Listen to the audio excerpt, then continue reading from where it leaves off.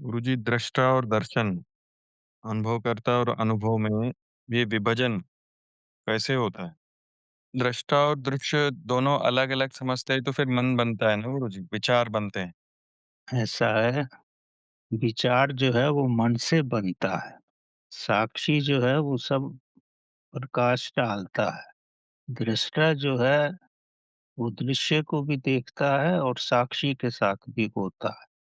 और दृश्य जो आप बाहर देखते हो, तो साक्षी, दृष्टा, दृश्य ये 3 एक साथ ही होते हैं।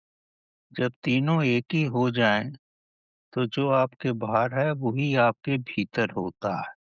बाहर और भीतर में कुछ भी अंतर नहीं रहता। मन जो है वो एक आत्मा से निकली हुई तरंगें होती हैं, वो विचार होते हैं। वो आपके भीतर से भी आ सकते हैं और ब्रह्मांड में चारों तरफ विचार ही हैं, सब तरंगे ही हैं। और जैसी आपकी भावनाएँ होती हैं, मकसद ये है कि जिस फ्रीक्वेंसी पे आपका रेडियो ट्यून होता है, वही विचार आपके पास आते हैं। वही तरंगें आपको प्रभावित करती हैं। वही स्टेशन जो है आपका मन जो ग्रहण करता है। तो आप भीतर से जैसे हो, जैसे आपकी फ्रीक्वेंसी है, वही तरंगें आपके पास आती हैं। ब्रह्मांड में तो हर प्रकार की तरंगें हैं।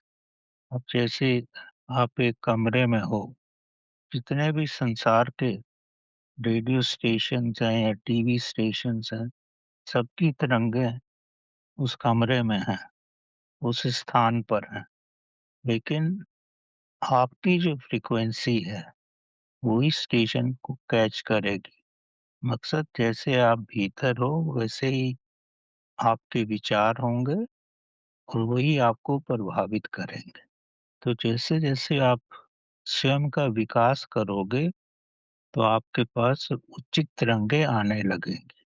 तब बाहर की तरंगे आपको प्रभावित नहीं करेंगी। आप साक्षी के साथ एक हो जाओगे। जो आप ग्रहण करना चाहते हो, जिस दिशा में आप जाना चाहते हो, तब उसी दिशा में जा पाओ। तब बाहर के विचार आपको प्रभावित नहीं करेंगे और आपके मन के अंदर भी वही आएगा जो आपकी आत्मा चाहती है, जो आपका साक्षी चाहता है। आपका सारथी मतलब आपका मन इतना शक्तिशाली होगा कि वो इंद्रिय रूपी घोड़ों को नियंत्रित कर पाएगा और तब आप आपके रथ में बैठे हुए आत्मा पर ध्यान दोगे, उस हिसाब से ही आप स्वयं के घोड़ों को चलाओगे। तो जब तक आप शांत नहीं हो जाओगे, पवित्र नहीं हो जाओगे, मन, वचन और कर्म से, तब तक आपका मन भटकता ही रहेगा। तो आप एक स्टेशन को ट्यून नहीं कर पाओगे, आपके अंदर शोर ही चलता रहेगा। तो अपनी फ्रीक्वेंसी निर्धारित करो कि आप क्या सुनना चाहते हो, क्या जानना चाहते हो, तभी आप उस फ्रीक्वेंसी के अनुसार उस कंपन को ग्रहण करने में सक्षम हो जाओगे।